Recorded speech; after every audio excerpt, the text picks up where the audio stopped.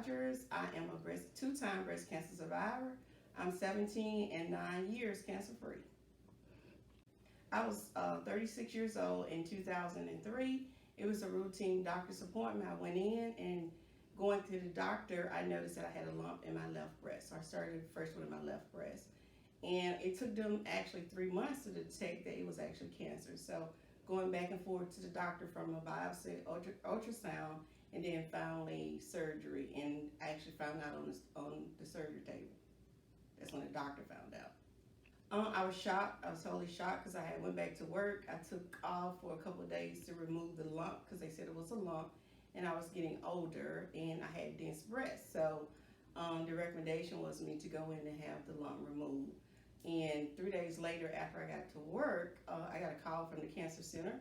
Didn't have a clue who they wanted because I was never told I had anything. And so after 4 or 5 times they tried to, remind me, at the time my last name was Simmons, Annie Simmons, and I kept telling them yes, but my doctor didn't give me my results. So they asked me to call my doctor, and I called the doctor, and he said, yes, you are in stage 3 breast cancer, and we want you to go follow with the oncologist in the next 24 hours. So I was totally shocked. Surgery was the first one because my lump had grew between the first time when I was first noticed it in May, the end part of May, beginning of June, when I first noticed it, and I didn't have surgery till September. It was a week before my son's birthday, and also he was in Lanier Marching Band, so it was a week before him marching in the band at Crampton Bowl. So once it was removed and found out it was cancer, my treatment was surgery, another surgery because they removed the lump, but I had to go back in and do a couple of centimeters around where the lump was found. Also, I had 6 lymph nodes removed out of my left arm, but they did detect that it was no cancer spread, meaning nothing in the lymph nodes. So after the surgery, I had a total of 6 months of chemo. The first 3 my chemo was, they called Big Red, and that was one of the I had to go every 14 days, and every 14 days the chemo was administered, and it was given to me through my port. And the port is like a needle up under your skin. And I went in every other week for 6 months. And after that, I went to radiation. I had radiation for 3 months, and that was every day. They called it rounds, so it was 72 rounds radiation every day. I go in for every day for 15 minutes, and they administer it to the area where the cancer was found, and it kind of like an additional percentage. I never got 100% of being cancer free. They gave me an 89% that it wouldn't come back. I felt, when I first diagnosed, I kind of felt like I did something wrong, and I felt defeated because I did everything right far as my health. I was not overweight. I don't have a history of cancer in my family.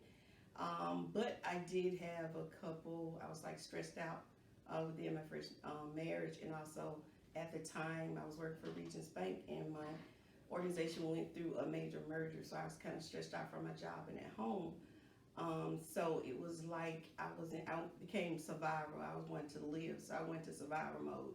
At the time, my daughter was 18, first year in college, and my son was in junior high school. So at that point, they became my caregiver. It was actually my daughter, 18 years old, became the caregiver of me and my son. We kind of hid it from my son because he's just a mama's boy, and he was very protective of me, and we didn't want to tell him because he's very sensitive. So one day, it was during the winter time, he had the flu and had to stay home, and his sister told him, don't go bother mom. She got the flu too, so you can't go in there. And I was going to get some water, and I fell in the hallway, and I had a bunny on my head, and it fell off.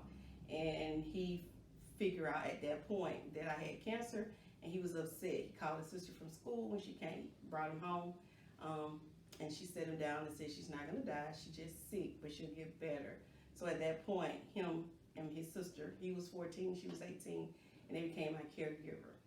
Well, actually, my first diagnosis, I was at the age of 36, and that was in 2003. Of course, I got divorced the first time after my chemo and radiation the first time. And then I remarried in 2009. 2 years after I was married, in 2011, I was diagnosed for the second time. I thought I was free and we're going to come back, because usually they'll say if you're cancer free for within the first 5 years, you are fine after that and you don't have to continue to go back. And also, you probably won't get cancer again. So I was going into my 8th year of being cancer free when I was diagnosed the second time. And again, when I was diagnosed, I was not overweight like I am now because of the medication, but I was not overweight. And at that time, I felt that I wasn't stressed. And I also, I was actually eating better than I am now. So I was doing a lot of fruits and vegetables. We had, at 2004, 5, me and my kids kind of like, I never was a big meat eater, but they were.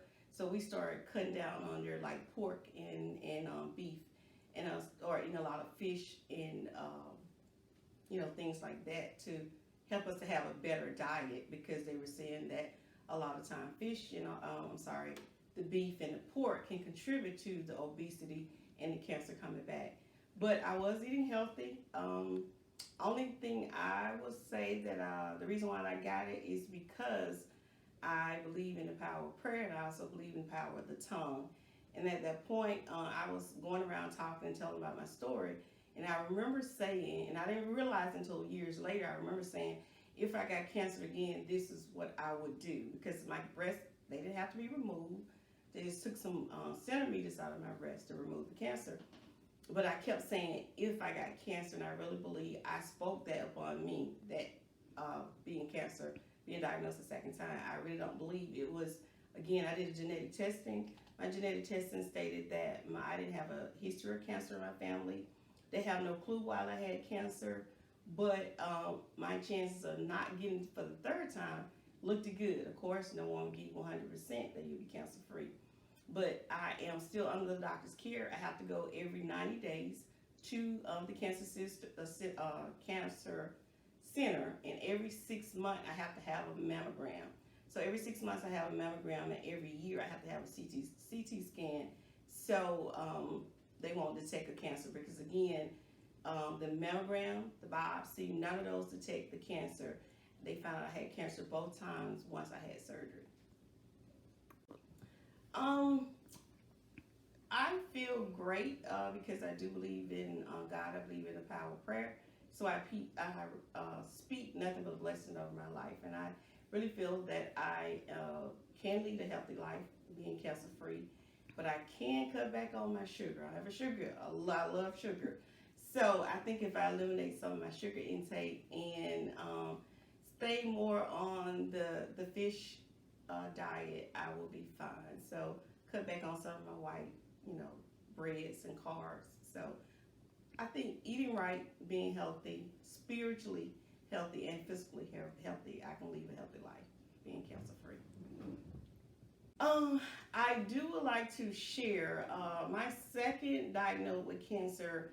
I had, and I'm gonna go back, I had a GSBI. GSBI is actually a dye injection.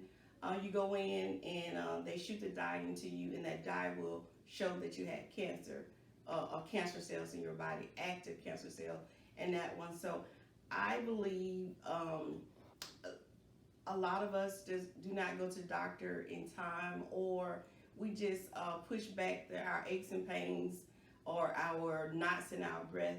I think if we actually listen to our body, get the best medical care, that we all will live a healthy life. I really thank God for the GSBI. When I was first given the opportunity to do the dye injection, my insurance paid for it. 2 years later, my insurance said they would no longer pay for it. Although that GSBI saved my life, a lot of insurance company would not pick that up.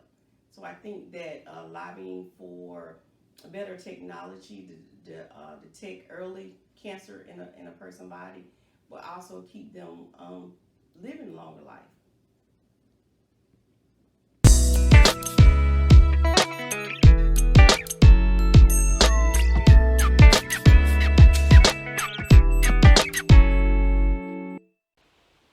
Hello, My name is Lydia Maria Garnier.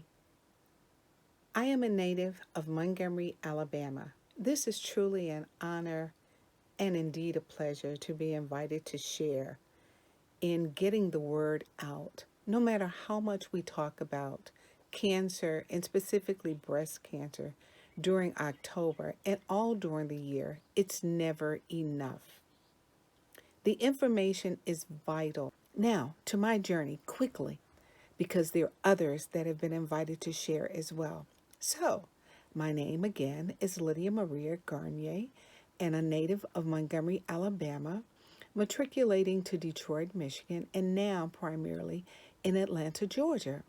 Well, my journey started, the familiarity actually started in 2000, January of 2000, when I received the diagnosis for my mom as her primary caretaker. At that time, after speaking with my siblings, the news was delivered. My mom had had a major stroke, and we entered into surgery, chemotherapy complications, where there was a minor outpatient surgery, and then a further, more massive mastectomy on one breast. The breast cancer for my mom returned 15 years later in 2015, but she beat the odds with God's favor and blessings, where something that should have readily at the age, good old young age of 85 plus, from 2015 receiving a second diagnosis, she transitioned to her heavenly or eternal home into late 2017. So we thank God for that. Now, for me, at the time, it was in 2014, August of 2014.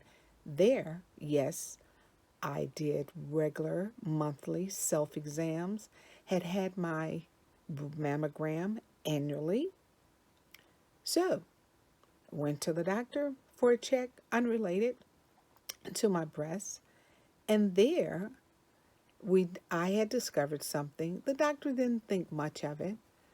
Went to the testing site for a mammogram, and there, without the knowledge of the technician confirming what I thought, since I'd had the experience of looking at film of my mom, I knew. Did I know the severity, the degree, etc.? No. Having been a primary caretaker, I was awesomely blessed to understand that I needed support. Throughout this conversation with you, I want to impress relationships. For me personally, my spiritual relationship is that of Christianity. I'm a believer of Jesus Christ. And my faith, I will never shy away. My faith in Jesus Christ and the Holy Trinity has brought me through that trial and many trials since. So, I offer Jesus Christ to you in speaking how I survive my journey thus far. Will the cancer return? Who knows? Whoever knows? Whoever knows what disease, what plague. And it doesn't have to be a physical disease. It could be one of physical and emotional. So, my status at this point is that my mammograms have been clean. No presence of cancer in any other place in my body for now. That's my status. So, when did I find out? 2014, age 50. That year brought a lot of reflection. A lot of reflection. How did I feel? I felt instantly, again, reflecting back on my faith. I knew without a shadow of a doubt, as my grandmother, my maternal grandmother used to always say, that thing inside, that gumption, that fortitude was that if I'm on this side of the journey, or on the other side of the eternal journey, I was going to be okay, really okay. However, this flesh, hey, there was some concern. My children were not yet of majority age, meaning 21, but I knew that the Lord would take care of them as well. However, back to this relationship bit, I engaged a dear friend, a Christian sister who we fellowship together at the same church, being a registered nurse. I called and asked would she go with me to my surgeon's appointment, which she did. Because at that time, it's foolish to think that you can be your own expert at a time of need as that was for me. So I strongly suggest relationship, support system to get you through. Yes, you'll hear the diagnosis, you will hear the recommendations, but you will not really hear. I mean, you won't really listen because you're overwhelmed. It is an experience that cannot be described. However, I say to you, have that second pair of eyes, second pair of ears, and that shoulder. So, what did I do with the information? I spoke to my spouse then. I spoke to my children. I spoke to my children's godparents. And of course, my girlfriend, the nurse. What treatments were offered to me? Again, a relationship I know was nothing but God. Relationship with my surgeon. He was one of the top 3 in the state of Michigan at the time. And wouldn't you know, he actually was on the board who recommended nationally and statewide certain methods, not radical, but those radical enough to move you forward, but not unnecessary. He was adamant about not having a mastectomy, but a lumpectomy. However, with the lumpectomy, to do an in-depth section to test all areas is critical that if you ever receive a diagnosis, make certain that they take tissue from the surrounding areas of the mass or masses and definitely look at the lymph nodes. Anything short of those, move on with someone else. Now, recommended for me because of the nature, chemotherapy, and radiation. My age, I know, played into it as well.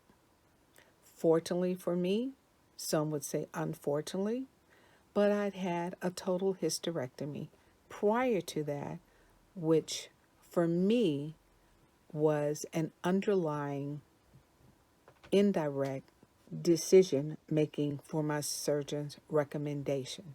So, again, relationships, taking someone with you, as well as understanding that you need to give a full detail of family history, your medical history, because you just can't go in singularly about what's going on with you. So yes, I had the lumpectomy, I had the chemotherapy, and I did radiation. Now, how did I feel during the process? Can't describe it all, but who can? You'll have a cold one year and a cold another year, and they could be totally different. Was I confused? No. Did I make a conscious effort to reflect and be determined and say, and I can't take ownership of it, but was told through a friend that she had heard some words of another cancer survivor, not breast cancer survivor, but every day to say, This will not be the day. You can flip that around and say, this is the first day of my eternal journey, and I'm going to live it to the fullest. And cancer is only one challenge in my life at this point in time, because, as Michelle Obama has said in her book, each and every day, each and every moment, you are becoming. You're not what you used to be, but becoming what you shall be if you have those relationships vertically and horizontally. So, how did I cope? I coped by after the first chemotherapy treatment, not being able to literally lift a spoon to take in some homemade soup, but thank God again for relationships. My closest circle of girlfriends came unannounced, encircled me at the kitchen table, literally lifting the spoon, bringing it to my mouth, and then handing the spoon over to me after the first sip. Yes, that homemade chicken soup started a return to some normalcy. What am I doing now? Doing my annual checkups religiously, without doubt. Whenever I hear of someone who's received a diagnosis, I go, if allowed, either virtually or physically, and share what I know, because none in my circle had lived what I had. I felt it an honor. I had been chosen by God to walk the journey. And now I was not blessed to come out of this not to bless others.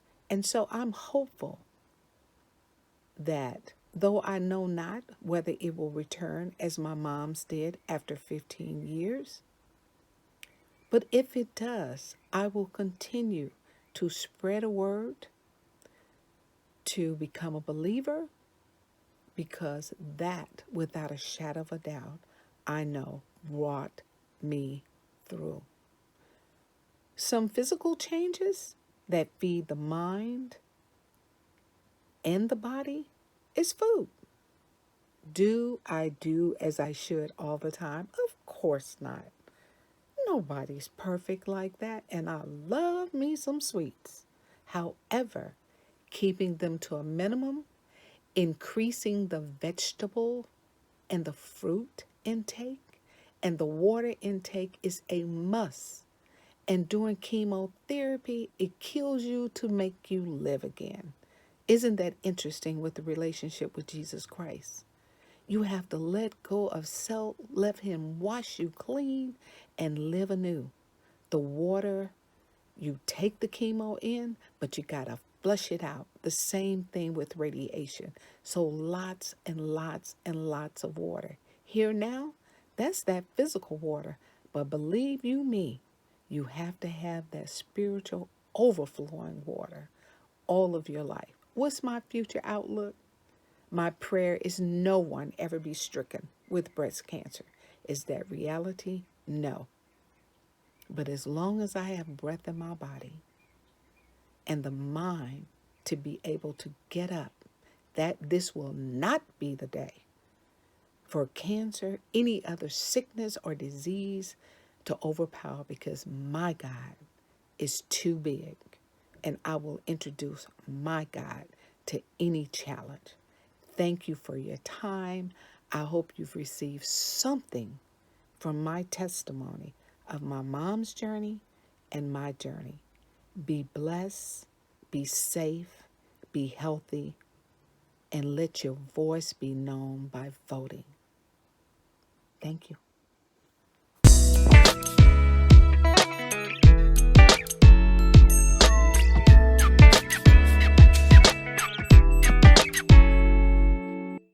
Good morning. My name is Alicia Bailey Walton, and I'm here to talk about my mother, Camilla Bray Johnson. Upon my mother's first diagnosis, she had not turned 50 years old yet. And she called me and she said they think that I have breast cancer. And I said, okay. She told me they're going to run a couple of tests and I'll go back and see the doctor and he will let me know my results.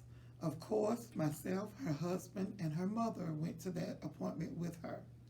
When we went to the doctor's appointment, when we got in the office and the doctor came in and told us that she did have breast cancer, I asked him, I said, well, she just had a mammogram about 2 months ago. The mammogram didn't pick up that she had breast cancer. He told me no, but I don't want you to think negatively about mammograms because right now mammograms are our best line of defense for picking up breast cancer. He was very hopeful. He said that they caught it in a stage where hopefully they could completely cure it and she would be fine. And she was. She did very well. She went through chemotherapy. The first time she was very, very sick. And I remember going to the emergency room with her one night. It was at night. And the doctor told us, he said, I honestly don't know what else to do. And I was quite perplexed when he said that. And he told us because we give them chemotherapy to heal the cancer, but it makes them so sick sometimes. And we try to treat the symptoms of the sickness and them being ill, and it doesn't work. He said, and so I don't know what to do at this point, and I just want to be honest with you all. And she stayed in the hospital about 2 or 3 days that time, and she came out and she continued on with her treatments, and she actually did very well. The cancer, they completely removed it, and she lived for about another 5 or 6 years cancer-free. She would go to her checkups. She made sure that she kept all of her appointments. Any tests that they wanted her to do, she did them, and she was completely cancer-free. About on her 6th year, she started having some pain, and they went in to do a procedure because what they told us was that her lung and her rib cage were sticking together. Well, when they went in to do that procedure, the doctor came out and told us that she had cancer. He told us when she wakes up, you look her in her eye and you tell her you have cancer. Your cancer has returned. The second time that she had cancer, I noticed with her chemotherapy treatments, she wasn't as sick as she was the first time, and she didn't have a lot of the side effects that she had the first go round. I was very happy about that, and of course she was very happy about that because she was just living a better quality of life while she had cancer and taking her treatments, and she was even able to continue to go to work, unlike the first time where she couldn't go to work the first time some days because she would feel so sick and she would have so many different symptoms going on. But the second time she did very well with her chemotherapy. And one day we were at home and I noticed that she was trying to write something and she couldn't write it. And I said, Mom, you okay? She said, yes. And I said, okay, are you trying to write something? And she said, yes. And she couldn't write it down on the paper. And so I called her husband, who was at work at that time, and told him, and I told my grandmother. We made a doctor's appointment with her doctor, and when we did, he told us at that point that she had some spots on the brain and that they were going to do radiation to see if that would help. And with the chemotherapy and the radiation, it didn't help much at all at that point. She was still feeling well, but she wasn't doing well. And so her test was showing that the cancer was spreading, of course. And they continued on with the plan of treatment that they had decided on from the beginning. And with that plan of treatment, it wasn't working. And so, of course, they went back in and they did another plan of treatment.